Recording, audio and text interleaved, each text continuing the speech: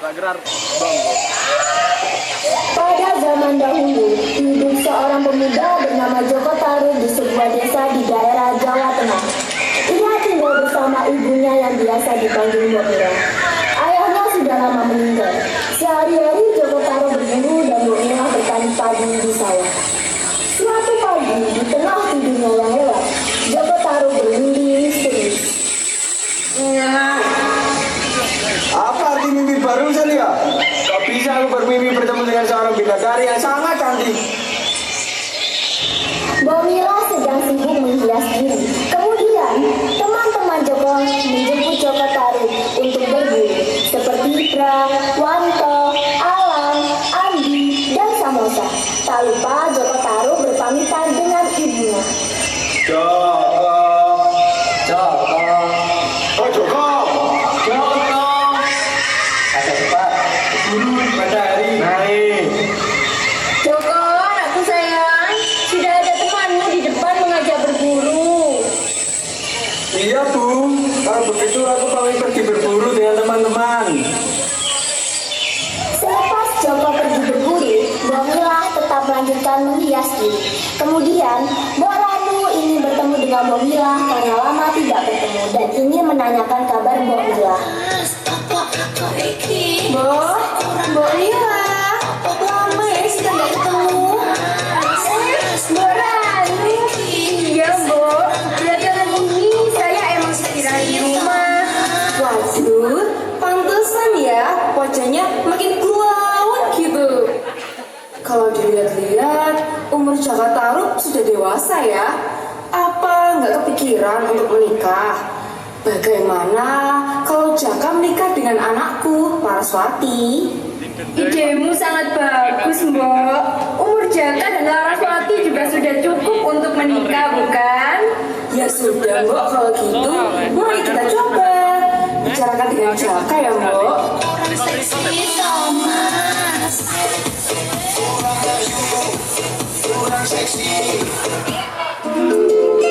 Di tengah-tengah perjalanan berburu, akhirnya Joko menceritakan mimpinya pada teman-temannya.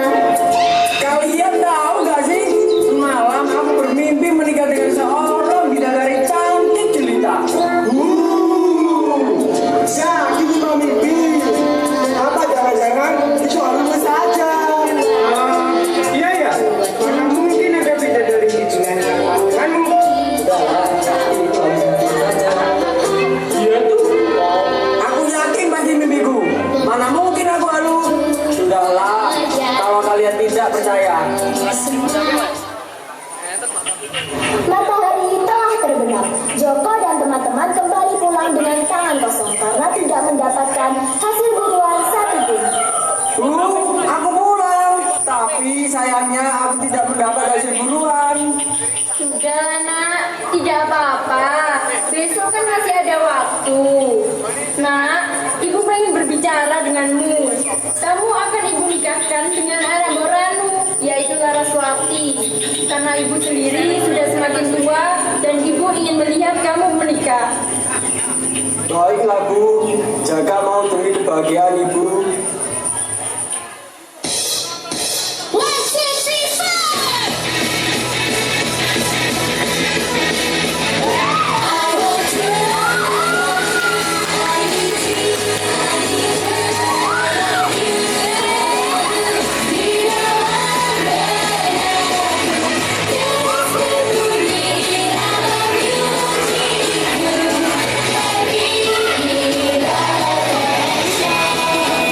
Kemudian Joko menikah dengan Laraswati dan hidup bahagia.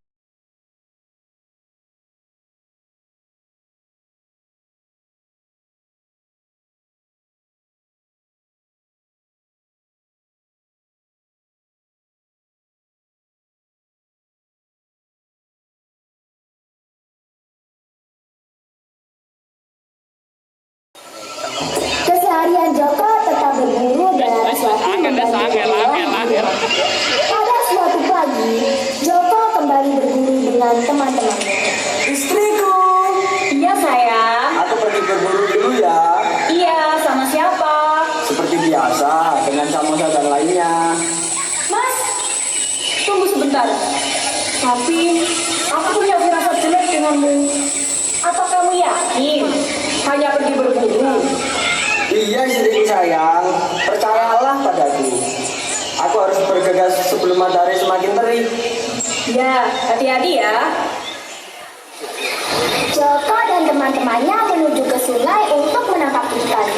Ketika tinggal beberapa langkah, Joko dan teman-temannya mendengar suara gurauan sekelompok perempuan. Wah, cantik banget lu.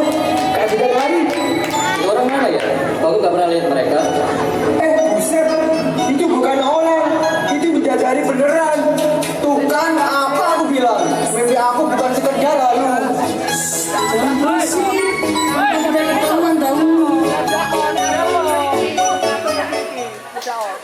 Sekali putaran, setengah putaran, bersihkan sebulir kaki dan kotoran. Putar-putar di wajah, bilas, multivitamin. Saat sedang asik mimpi, Joko dengan pikiran jahatnya mengendap-endap untuk mengambil selendang dari salah satu bidadari. Di sini airnya sangat segar ya. Benar.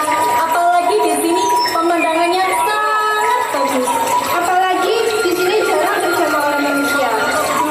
Bentar. Tapi kalian merasa kayak ada yang ngintip nggak sih? Hah? Masa iya sih? Lihat, di belakang ada yang ngintip kita dari tadi.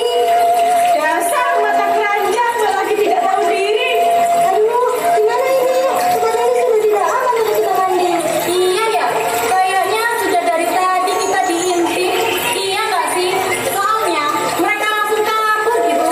Ya udah, kita pergi aja dari sini. Kita kembali ke kayangan. Lagian mataharinya sudah tenggelam. Saat sedang mencari selendang untuk kembali ke kayangan, Nawang tidak menemukan di mana selendangnya berada. Gawat, selendangku nggak ada. Gimana ini? Cari dulu yang benar, pasti ketemu. Kamu dari tadi nggak lihat aku cari-cari selendang? Kamu pikir aku santai-santai, hah? Ayo kita kembali. Waktu kita sudah tidak banyak. Waduh, gimana ya ini? Bantu cari dong, jangan diam semuanya. Apa sih Nawang dari tadi ngegas mulu? Ya udah kita tinggalin aja biar dia urus dirinya sendiri. Oke, fine, tinggalin aku. Dasar kalian semua egois.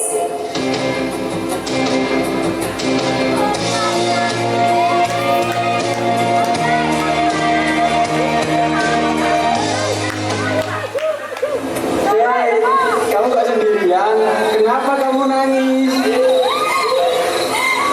Aku nggak bisa kembali ke kayangan karena selendang aku hilang. Saudariku tadi meninggalkanku karena aku marah-marah. Oh, selendangmu hilang. Mendingan kamu ke rumahku aja untuk ganti baju dan beristirahat sebentar karena sudah malam. Benar juga katamu. Di sini Nawang Wulan ke rumah ibunya dengan mengendap-endap menuju ke kamarnya. Saat itu, Laraswati, Bomila, dan Boramu sedang pergi bersama. Kamu pilih sendiri saja bajunya. Ada di dalam lemari tuh. Aku tinggal ke depan ya. Iya, makasih ya. Loh, bukannya ini selendangku ya? Aku sudah yakin kalau ini selendangku. Pasti dia yang mencurinya sampai aku tidak bisa kembali ke kayangan. Namun, ketika Nawang Wulan keluar membuka pintu, Laraswati ikut masuk kamar. Siapa kamu? Kok bisa sih ada di kamar aku? Lah, kamu sendiri emangnya siapa? Gak jelek, pendek, sopan banget sih jadi orang. So cantik banget kamu. Aku ini istrinya Jakarta Taruh. Wanita paling cantik di desa ini. Emang kamu siapa bisa masuk ke kamar aku sama Jaka dengan bebas? Dasar macan. Hei, ada apa ini ribut? Terus ini siapa mas? Gak tahu mas. Aku juga kaget. Ini perempuan main masuk aja kamar aku. Bentar, aku udah jelasin semua. Tenang dulu. Apalagi mas, kamu jelasin. Semua udah jelas. Tapi selingkuh sama perempuan. Ini maksudnya apa, Jaka? Kamu sudah yakin? Lalu apa maksudmu mencuri selendangku dan membawa ke kemari? Astaga. begini ternyata kelakuanmu membawa perempuan lain ke rumah ini. Dasar anak tidak tahu diri, merepotkan orang tua saja. Ma, bukan seperti itu ceritanya. Sini biar aku luruskan dulu. Sudah cukup, laki-laki hidung belang, tidak tahu diri, sudah punya istri, masih saja mencari-cari wanita lain. Sudah Laraswati, kita kembali ke rumah kita saja. Ya, Mas. Joko Tarub ditinggalkan oleh keluarganya. Mbok Mila, Laraswati, Mbok Ranu pergi meninggalkan Joko Tarub dan hidup nyaman juga. Nawang Wulan kecewa dengan perilaku Joko Tarub dan pergi kembali ke kayangan.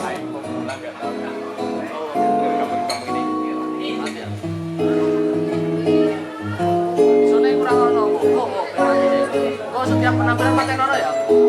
Setiap penampilan pakai nono.